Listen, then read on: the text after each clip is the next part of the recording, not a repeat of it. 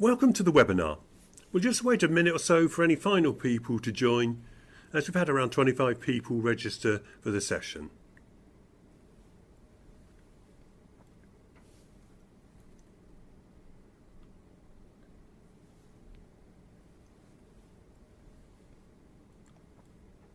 Okay, let's get started. Well, welcome to the Resulting IT webinar entitled How to Build Your S4 Business Case. I'll start by giving you an overview of what we're going to cover in the next 20 to 30 minutes. So first of all, we're going to explore the background to S4 HANA, and in doing so we need to look at customer attitudes and some important research that we've done to dig into that. We'll then look at some of the principles behind a proper business case for S4. We'll then look at what's really different in S4 and finally help you to construct your business case. So just a quick introduction to myself, Derek Pryor.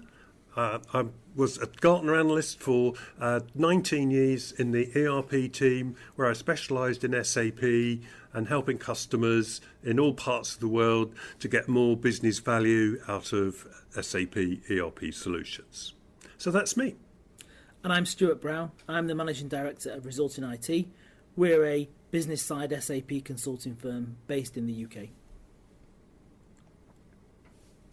So Derek, you've been around the SAP ecosystem for what, 30 years or so now? Do you want to maybe start off with a bit of a history lesson? Sure. As the diagram shows, we've got a convenient representation of the timeline of SAP ERP from R3 right up to the present day. You see, many of the previous upgrades could be consumed as a technical upgrade only. Sure, people opted to take new functionality, but they didn't have to. S4 is much more than a technical upgrade. Certain features have been removed, there's big user impacts, and lots of business change to the ERP. But before we discuss that in more detail, let's just cover some important terminology briefly, because there's a lot of confusion out there with the customers that we talk to. So first of all, HANA, what's that? HANA is a basic in-memory database platform. Business Suite on HANA is ECC effectively with a HANA in-memory database. But S4 is a new version of ECC with a completely simplified database to take full advantage of that in-memory HANA database. Now, importantly, S4 can be available in the traditional on-premise version, as well as what SAP offers as S4 HANA Cloud, which is a very limited configuration, pre-configured software as a service solution, crucially, operated by SAP directly, not a partner. Now, HANA Enterprise Cloud, lots have mentioned, what's that? Well, think of it as an SAP-hosted private cloud for any SAP HANA-based solution. Lastly, we have HANA Cloud Platform, which has changed into Cloud Platform. That is a platform as a service. Think of it as a modern development and integration environment. Now, on top of all of that, we all know that 2025 is a burning platform from a maintenance perspective, but also new and exciting functionality from SAP that's only going to be released on HANA. So it's not only important from a support perspective, it's important if we want to unlock cool new functionality like machine learning, artificial intelligence, predictive analytics, all within the ERP platform. Well, back in the day, as the diagram shows, we had islands of computerization. In my day, the 60s and the 70s, I'm afraid, in my day, companies developed point solutions for each of these application areas, these business application areas. These were clunky mainframe solutions that didn't really talk to each other, if we're really honest. So fast forward to the 90s, and SAP really led the way in integrating these fragmented systems into a single ERP platform, a single database. In the new world, where functionality in each area was integrated, so for example, sales talk to supply chain, inventory movements were posted to accounts in real time. It was amazing. Well now, what's happening in 2019? Now SAP seem to be unravelling this integrated world into a core ERP with connected cloud solutions for various business areas. In a way, we've gone full circle. The difference this time, though, is that the islands are cloud-based, which opens up different integration options and the possibility of best-of-breed ERP. But what's the backstory here, Stuart? See, historically, SAP has shared its spoils, or the spoils of its success, across the ecosystem. In addition to its own license revenue or customer license spend, SAP customers spend on things like systems integrators and AMS services. They pay on the infrastructure, or they pay for the infrastructure that SAP runs on. Historically paid for operating systems, but crucially, they also spend on third-party database solutions. And over time, they had to make a choice of which database to opt for, whether it was Oracle or IBM DB2. Now, some of these things have, in recent years, started to become commoditized. There's been a shift from proprietary Unix, let's say, to open source Linux. And data centers are starting to shift from managed service providers to hyperscale providers. But SAP wants a bigger wallet share. The HANA database replaces competitive options like IBM and Oracle. And by mandating it in S4, SAP have effectively locked out those two. And also by shifting those so-called islands to the cloud, SAP suddenly bag more diverse revenue license streams, usually on healthy SaaS-based subscriptions. And despite many customers opting to remain on-premise for core ERP, solutions like HEC that you mentioned before, and S4 Cloud also mean that SAP is eaten into that layer of hosting too. And then finally, something I've noticed in recent years, SAP seem to be doing more professional services, especially in niche areas like retail. And when you have cloud-based solutions like SuccessFactors or Concur, the systems integrator process is much more of an onboarding process than a consulting process, which means SAP have got an edge over the mainstream SI because there isn't a big transformation program to do. Interesting, Stuart. So what do you think? Maybe they'll build their own new operating system to complete the stack. Anyway, let me tell you about some research which we've done recently. The great thing about working with Resulting for me is that I get to do lots of cool research that I couldn't really do at Gartner. This research was conducted at the UK SAP User Group Conference with an in-depth discussion and live audience voting. We had around 50 ECC customers who were clearly motivated as they were attending an SAP conference and chose to attend this research session. We won't go through all the research, but I do want to highlight some points that are important from a business case perspective. Firstly, the majority of people are considering a brownfield migration. That's converting their current ECC system to an S4 HANA system. We were surprised by this and expected more people to be considering S4 as an opportunity to clear out the dead, remove unused customization, and migrate old data into a fresh and new S4 system. But that's where it gets interesting. There was a clear attitude towards reducing the levels of customization in S4 versus ECC. And if you have a look at the diagram, the diagonal line is a kind of a plimsoll line. You can see that 3/4 of people expect to really simplify as part of their move to S4. And this makes the brownfield answer earlier a bit of an odd one. You see, most people want to simplify, but they also want to use their heavily customized SAP ECC solution as their start point, then to uncustomize rather than start clean and customize again. Only 1/3 of the people we spoke to thought that their CEO or CFO would be prepared to sign off an S4 business case today. Interestingly, the only company live with S4 in the audience thought that they wouldn't sign off a business case today. Now, looking at those who want to migrate in the next 1 to 2 years, more than 50% didn't know if they'd get sign-off, and 25% thought it would be unlikely. Now, these are really worrying numbers. Now, this slide is my favourite. It shows just how confused people are about S4 today. Across these 3 questions, we sought to understand if people really know what's in the S4 box. What does it really do? How is it different? What's been simplified or removed?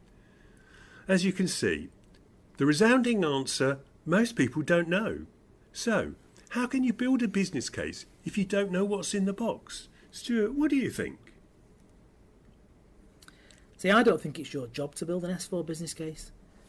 I mean, just because SAP released a new version and want to increase their wallet share away from Oracle and others, it doesn't mean to say you have to justify the spend. Just because SAP revisited the construct of ERP and refragmented what was an integrated product into a number of kind of different cloud platforms, that doesn't mean you have to justify all the architectural complexity and upheaval of moving. And just because SAP have set an arbitrary 2025 deadline for the end-of-life support of ECC doesn't mean to say you have to put your business at risk. And finally, just because your systems integrator and all their competitors want to do another big SAP project doesn't mean to say you have to jump through hoops and come up with a compelling business case to do that. If you think about it, thinking that way is really the tail wagging the dog. So ultimately, you're asking the wrong question. If you're saying, how do I do an S4 business case? I think that's the wrong question. But to explain that, I'm going to go back to the 60s and talk about something called Hoshin Camry, how to move KPI needles as a foundation for your business case. I think this is the best way to approach thinking about your S4 business case. That sounds interesting, Stuart, especially as I love the 60s. So, in the early 1900s, Mitsubishi Heavy Industries had a shipyard called the Kobe Shipyard and Machinery Works, and it played a big role in the way that organisation founded itself as an innovative company. It was here that one of the most influential management philosophies of the last century was invented. It's called Hoshin Camry. It's a method for ensuring that strategic goals of a company drive progress and action but drive action at every level within the company. So the term Hoshin Kanri, I'm no Japanese expert, but what I do know is Ho is the Japanese for the word method, and Shin is the term for shiny needle, as in on a compass pointer. So Hoshin is therefore a method for setting direction. Kanri is a kind of comparison word. It relates to the degree of the likeness of something, like fairly or significantly. So rough translation is Hoshin Kanri means the method of pointing in the right direction significantly using a shiny metal needle. Kind of weird, but essentially it's a vision compass. So in the post-war years of the late 50s and early 60s, innovation was key in Japanese manufacturing, and this is how those companies sought to capitalise on the opportunity or the need to develop through this vision compass model.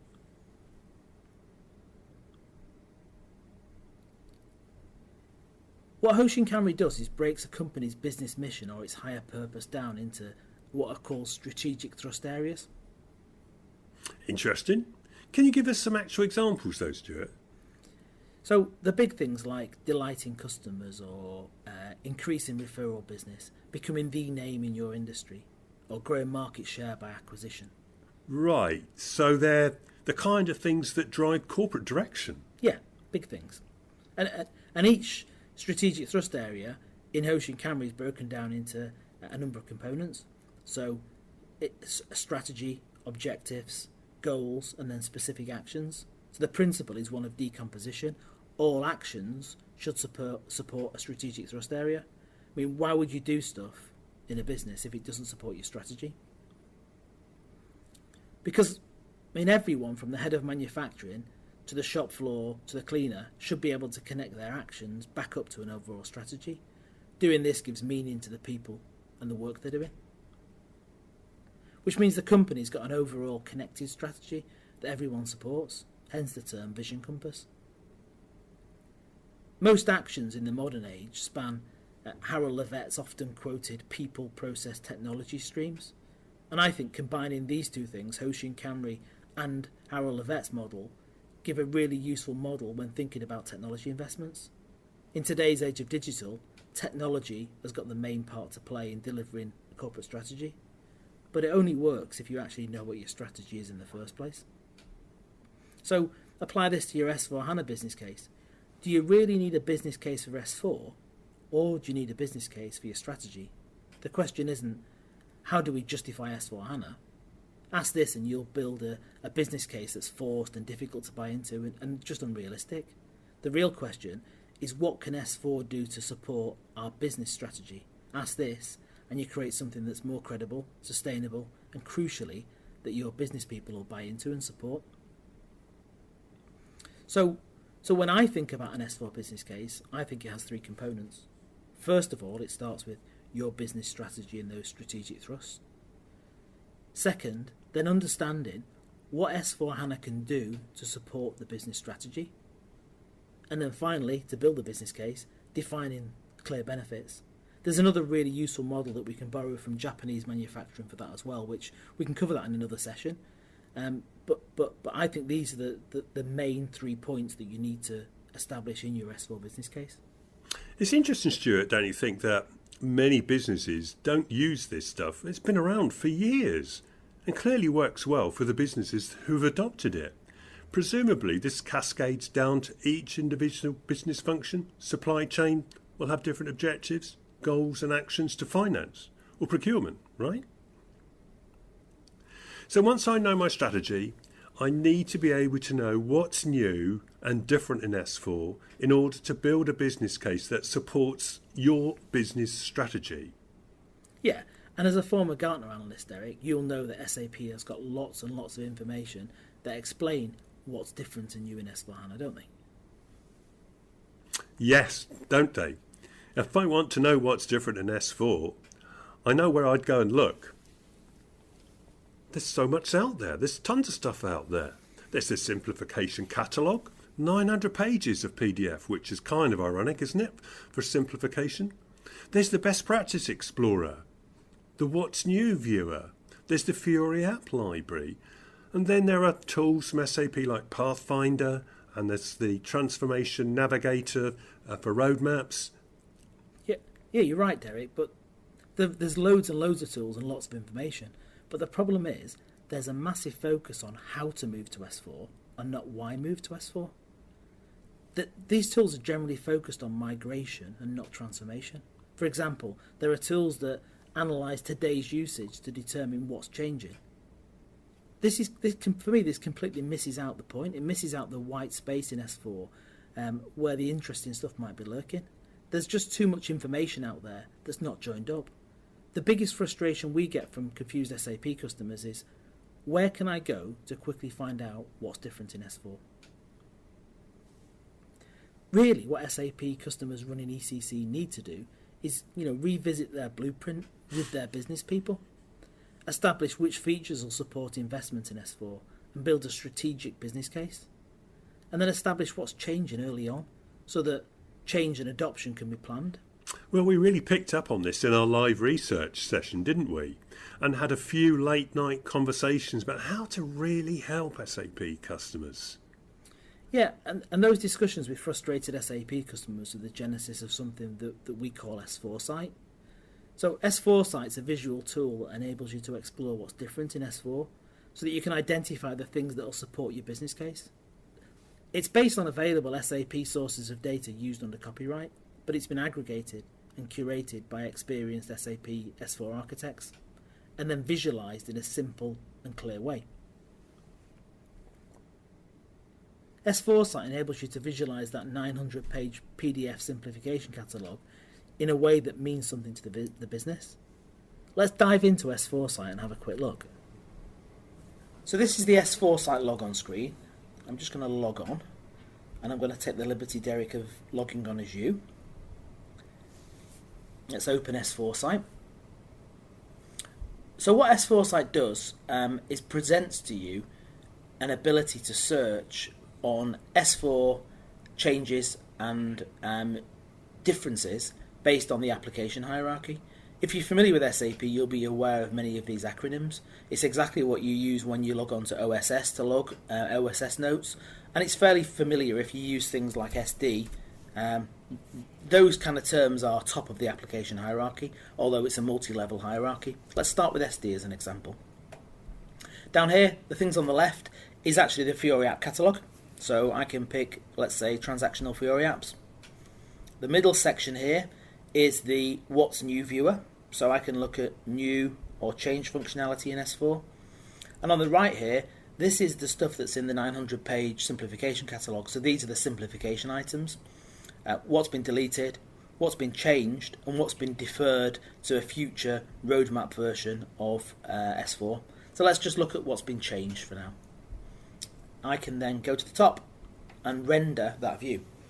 So what this is going to do is go to the database and aggregate all of those things in a hierarchical view linked to the application hierarchy, which means that I can engage my business people in language that is meaningful to them. So here we have the whole sales and distribution section, and within that all of the components of sales and distribution. So basic functions, here we have sales, we'll have billing, we'll have pricing, and so on. So for example, in the area of complaints management, it's quite a small area, I can see what functionality has been changed, which Fiori apps I have available, and what the new functionality is. Each of these links out to the SAP online documentation. So let's look at this one, for example. Customer returns, some new functionality in S4 on customer returns, which was available from 1610. When I go and view the web page, that will open the SAP documentation about that piece of functionality. Similarly, if I look at Fiori apps, manage customer returns, let's look at the refund one. Here's the description of what that functionality is and what the Fiori app does. Again, when I view the web page, I'm straight into the Fiori app catalogue.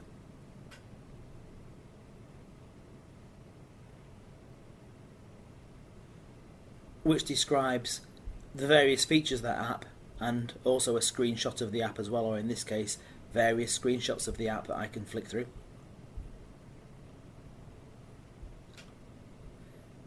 And then finally, where we have functionality that's changed or deleted, again, I can link to the web page, go straight to the What's New viewer. So everything in there, where SAP provided a high-level summary, we have that. Where it's not been provided, we can link out to the web page for more detail. We're also able to tag various components as well. So we've curated this with various tags. So for example, if I wanted to find everything that's related to an API or extensibility in SAP, I can filter on that. I can also do version specific. So what's been introduced in each version. So what was new in 1809, these are the new features.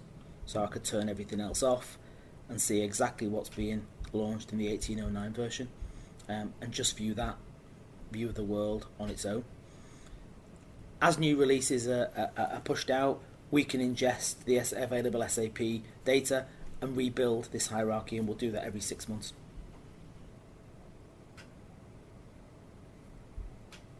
So it's also possible to search items in there.